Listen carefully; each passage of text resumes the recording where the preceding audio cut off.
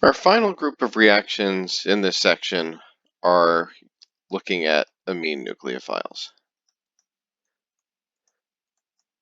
Now, the reaction, it turns out, is actually different based on whether we use a primary versus a secondary amine. We can't use tertiary amines in these reactions. The use of a tertiary amine would require loss of a leaving group, or loss of a hydrogen from the nitrogen, and since a tertiary amine doesn't have any nitrogens, that can't occur. In addition to that, this reaction is very, very pH sensitive and has a very, very small range in which you can typically perform such a reaction. Typically, that pH needs to be between 4.5 and 5. Why in such a small range? Well, if your pH is too high,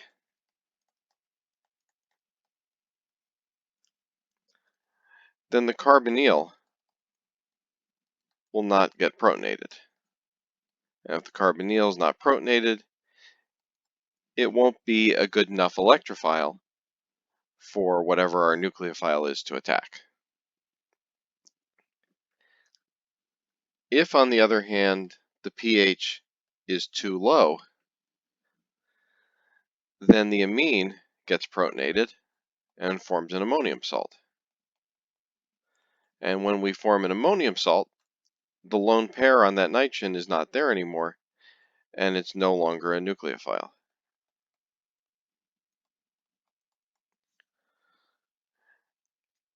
And so we have this very, very small range. Again, it could vary a little bit based on the carbonyl as well as the amine involved.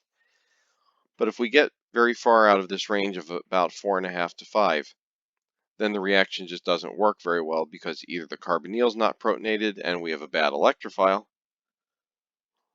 or the amine gets protonated and we don't have a nucleophile. So one question we might have here is, why don't we just use amine anions? And it turns out we can't. Amine anions, even though they're good nucleophiles, they're even better bases. And they're strong bases.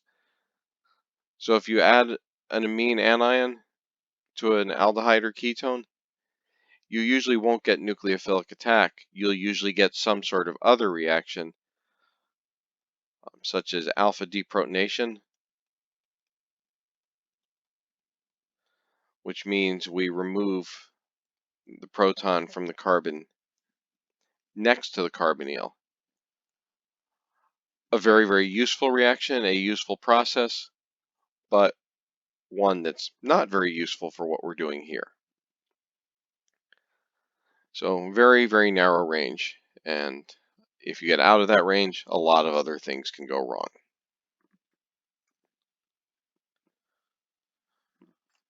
So we have to split this reaction up into primary versus secondary amines because they'll give us two different products.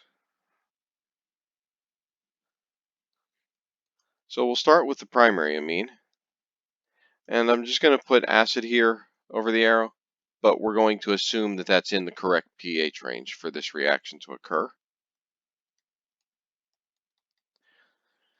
And I'm sure by now there's no surprise as to this first step. The first step is that the carbonyl removes that proton and becomes protonated itself, which makes it a better electrophile. That means our nucleophile, the lone pair on this nitrogen, can attack, shift electrons up onto oxygen, and we get our very familiar at this point tetrahedral intermediate.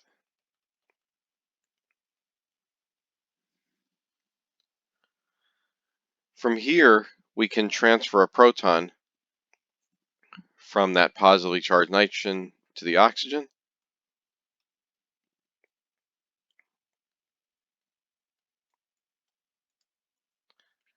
That gives us a good leaving group, water, which the nitrogen can then add in its lone pair and kick out water here.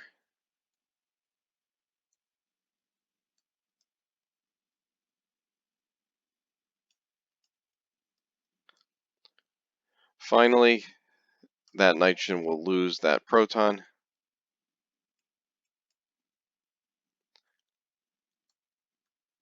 and give us our product, which is a functional group that we really haven't seen before. It's a carbon double bonded to a nitrogen. And that functional group where we have a carbon double bonded to a nitrogen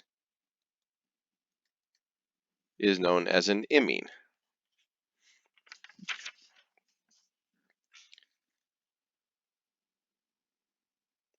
Now, where might we see a reaction like this?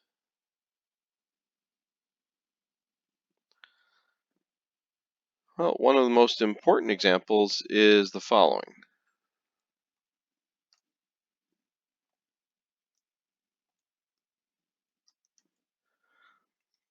So if we start with this compound,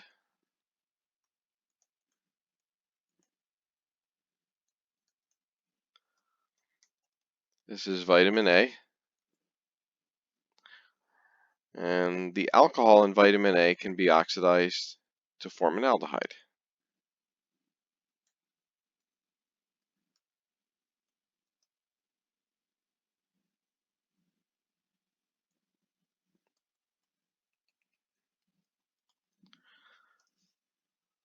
This makes a molecule which is known as cis-retinol.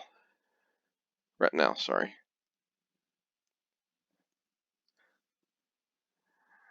And if we have an amino acid that has a free amine in it, especially a primary one, which we find in lysine, this amine in lysine reacts with the aldehyde in cis-retinal. And specifically, it's a specific lysine within aporhodopsin. Once that lysine residue within aporhodopsin binds to cis-retinal, we form rhodopsin. And that's what allows for calcium transfers, calcium ion transfers to take place and allows for fission to occur.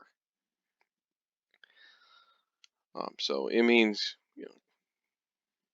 can in many cases end up being very, very important reactions. Now I mentioned if we do this reaction with a secondary amine that we get a different product. And if we go back to the mechanism here, we can probably start to see the reason why. So the very last step in this mechanism is that the amine, or what was the amine, loses a second proton. We lost one here, that got transferred up onto the oxygen. And then in the last step to form the imine, we lost a second proton. But if we start with a secondary amine, secondary amines only have one proton. So while this first step can and does occur, the second step, the second proton loss cannot occur, and so something else has to happen. So what happens here if we have a secondary amine?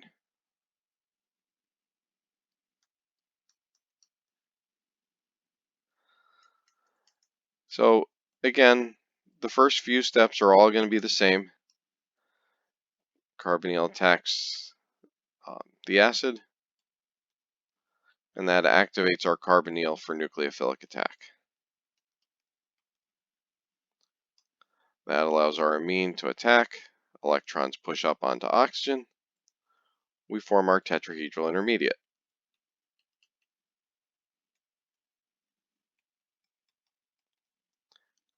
And then in a third step, which is also identical to what happened with the primary amine, we shift a proton from the nitrogen over to oxygen. That makes our oxygen into a good leaving group. And our fourth step is also identical.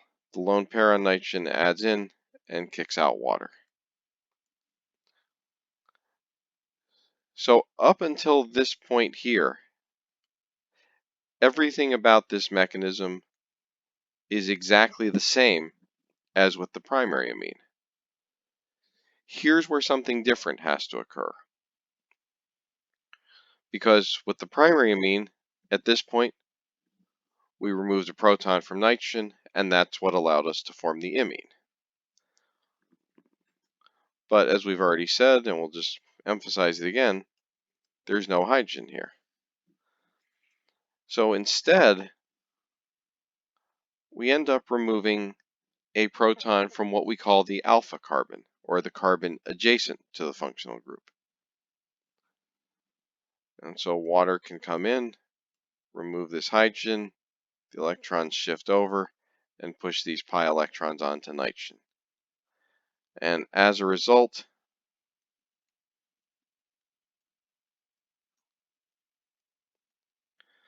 we get this product where the nitrogen is attached to where the carbonyl was, but we get an alkene there. And we refer to this functional group as an enamine.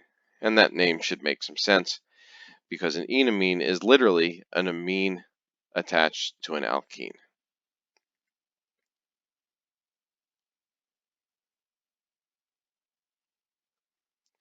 Now, I'm not really going to get into 1,4 addition of amines because it, just like with alcohols, it's not terribly important.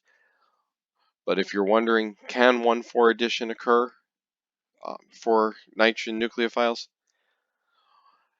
Because the nucleophile that we're adding is a neutral amine, then it can be a sufficiently good leaving group, and nitrogens can function as nucleophiles for 1,4 addition.